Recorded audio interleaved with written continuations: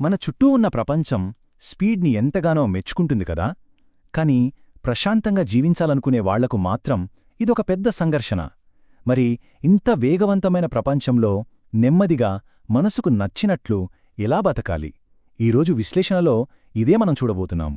ఈ మాట ఎంత ఆలోచింపచేసేలా ఉందో కదా. యవ్వనాన్ని, కలల్ని, మనకిష్టమైన వాళ్లతో గడిపే సమయాన్ని, స్వేచ్ఛని అన్నింటినీ త్యాగం చేసి కొన్ని దశాబ్దాలపాటు కష్టపడితే ఆ తర్వాత జీవితాన్ని ఎంజాయ్ చెయ్యొచ్చట. ఒకవేళ ఈ ఒప్పందాన్ని ఎవరైనా ప్రశ్నించారనుకోండి, వెంటనే వాళ్లపై సోమరి, ఆశయాలు లేనివాళ్లు అనే ముద్ర వేసేస్తారు. ఈ ఫీలింగ్ చాలామందికి తెలిసే ఉంటుంది. అందరూ పరుగులు పెడుతుంటే మనం మాత్రం ఎక్కడో వెనకబడి నడుస్తున్నామేమో, మనలో ఏదో లోపం ఉందేమో అనిపిస్తూ ఉంటుంది. కాని నిజం చెప్పాలంటే జీవితానికి రెడీమేడ్ స్క్రిప్ట్ అంటూ ఏదీ లేదు. కొంతమంది డిఫరెంట్ స్పీడ్లో బతుకుతారు. ఈ విశ్లేషణ సరిగ్గా అలాంటి వాళ్ల గురించే. సరే, మరి మొదటి అపోహలోకి వెళ్దాం. అదేంటంటే, నెమ్మదిగా ఉండటం ఒక బలహీనత, ఒక వ్యక్తిత్వ లోపం అనే ఆలోచన. కాని నిజానికి నెమ్మదిగా జీవించడానికి చాలా బలం కావాలి. మన చుట్టూ ఉన్న ప్రపంచం నిరంతరం ఒకే సందేశాన్ని ఇస్తుంటుంది. నువ్వు అలసిపోట్లేదంటే నువ్వు సరిగ్గా ప్రయత్నించట్లేదని. స్నేహితులతో మాట్లాడినా, ఫ్యామిలీతో ఉన్నా, ఎక్కడ చూసినా ఇదే ఒత్తిడి. ప్రశాంతంగా ఉండటం అనేది ఒక చాయిస్ కాదని, పరుగు మధ్యలో తీసుకునే చిన్న బ్రేక్ మాత్రమేనని మనల్ని నమ్మిస్తారు. ప్రపంచం ఏమంటుందంటే సున్నితత్వం ఒక బలహీనత, సులభంగా దెబ్బతింటుంది అని. కాని వాస్తవమేంటి? సున్నితత్వం ఒక బలం, లోతైన వేర్లున్న చెట్టులాంటి బలం. ఎందుకంటే సున్నితంగా ఉండేవాళ్లు ప్రపంచాన్ని చాలా లోతుగా, గాఢంగా అనుభవిస్తారు. అదే వాళ్లకు అసలైన శక్తినిస్తుంది. ఈ స్లైడ్ అదే తేడాని మనకు స్పష్టంగా చూపిస్తోంది. నెమ్మదిగా జీవించేవాళ్ల నరాల వ్యవస్థ ఒక హై సెన్సిటివిటీ యాంటెనా లాంటిది. చాలామంది మిస్ అయ్యే సిగ్నల్స్ని కూడా వీళ్లు క్యాచ్ చేస్తారు. మాటల్లోని స్వరం మారినా, ఒక పదం వెనుకున్న బరువును, ఒక రూంలోకి ఎంటర్ అవ్వగానే అక్కడ ఎనర్జీని, వీటన్నింటినీ గ్రహించగలరు. చెప్పండి, ఇది బలహీనత ఎలా అవుతుంది? ఇది ఒక సూపర్ పవర్ లాంటిది, ఒక అపారమైన బలం. సో, అసలు విషయానికొస్తే, ఈ వేగవంతమైన ప్రపంచంలో ప్రశాంతతను కోరుకునేవాళ్లు వెయ్యాల్సిన మొట్టమొదటి అడుగు ఇదే.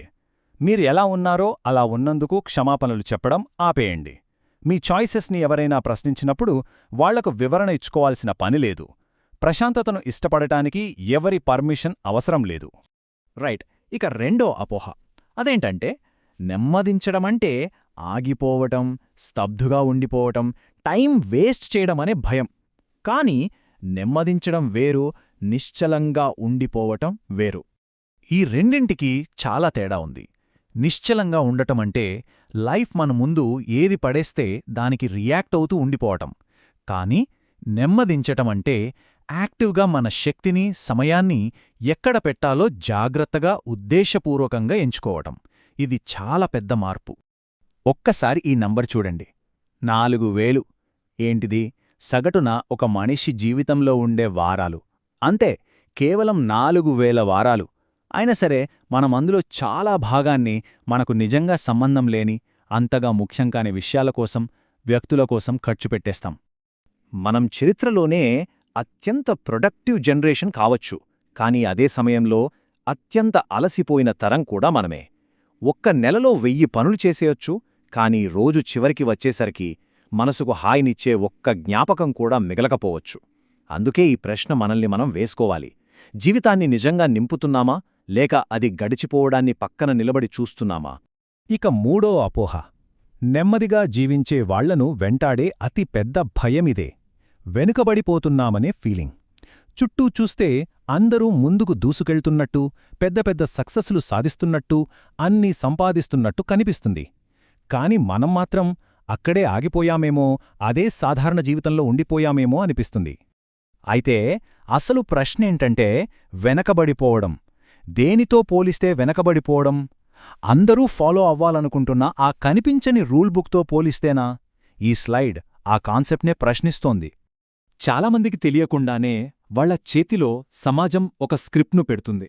బాగా చదువుకో, మంచి ఉద్యోగం చెయ్యి, వస్తువులు కొనుక్కో, ఆస్తులు కూడబెట్టు. ఇవన్నీ అయిపోయాక ఇక సమయమేమైనా మిగిల్తే అప్పుడు జీవితాన్ని జీవించు. చాలామంది ఎందుకు పరిగెడుతున్నారో కూడా తెలియకుండా ఈ స్క్రిప్ట్ను ఫాలో అవుతూ ఉంటారు. ఎవరైనా ఈ స్క్రిప్ట్ను పక్కన పెట్టి వాళ్ల సొంత దారిలో వాళ్ల స్పీడ్లో నడవాలని నిర్ణయించుకుంటే అది చూసి మిగతా వాళ్ళు చాలా ఇబ్బంది పడతారు. ఎందుకో తెలుసా? ఆ నిర్ణయం వాళ్లకొక అద్దంలా కనిపిస్తుంది. జీవితాన్ని మరోలా కూడా జీవించొచ్చు అనే నిజాన్ని చూపిస్తుంది. ఇప్పటికే ఆ పరుగులో ఎన్నో ఏళ్లు ఇన్వెస్ట్ చేసిన వాళ్లకు ఈ ఆలోచన చాలా భయపెడుతుంది. సరే, ఇప్పటిదాకా అపోహల గురించి చూశాం. ఇప్పుడు అసలైన విషయానికి వద్దాం. మన లోపలి వేగాన్ని ఎలా కాపాడుకోవాలి, ప్రామాణికంగా జీవించడానికి ఏం చెయ్యాలో చూద్దాం. ఈ దారిలో నడిచేటప్పుడు ఎదురయ్యే అతిపెద్ద సవాలు ఒంటరితనం. ఒంటరిగా ఉన్నామనే ఫీలింగ్ కాదు, మనల్ని ఎవరూ అర్థం చేసుకోవట్లేదనే ఒంటరితనం. దీనికి పరిష్కారమేంటంటే ప్రామాణికంగా ఉండటం. అంటే మీ అవసరాల గురించి నిజాయితీగా మాట్లాడటం.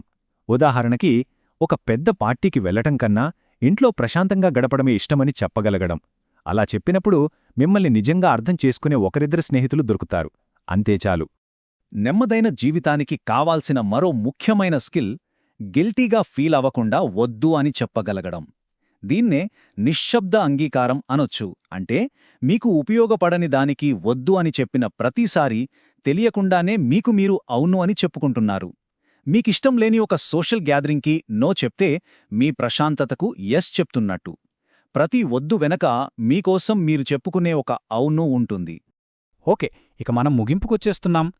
గుర్తుంచుకోవాల్సిన విషయమేంటంటే, ఈ విధానం ఏదో ఒక గమ్యాన్ని చేరుకోవడానికి చేసే పరుగు కాదు. ఇది ఒక జీవన విధానం, ఒక భిన్నమైన పద్ధతి. ఈ ఒక్క విషయం బాగా గుర్తుపెట్టుకోండి. ప్రపంచం తన వేగంతో అది పరిగెడుతూనే ఉంటుంది. కాని దానితో పాటు మనం కూడా పరిగెత్తాల్సిన రూలేమీ లేదు. మనం నడవచ్చు, అవసరమైనప్పుడు ఆగవచ్చు. అందరూ హడావిడిగా ఉన్నప్పుడు మనం మాత్రం ఓ చోట కూర్చుని ప్రశాంతంగా శ్వాస తీసుకోవచ్చు. ఎందుకంటే ఈ మార్గంలో ప్రయాణించడమే గమ్యం. ఈ జర్నీలోనే అసలైన అర్థం ఉంటుంది. ఇక్కడ చెప్పినట్టుగా ఉద్దేశపూర్వకంగా జీవించేవారి విధి గమ్యం కాదు, అది ఎప్పుడూ ఒక జీవన విధానమే. ఈ అద్భుతమైన ఆలోచనతో ఈ విశ్లేషణను ముగిద్దాం.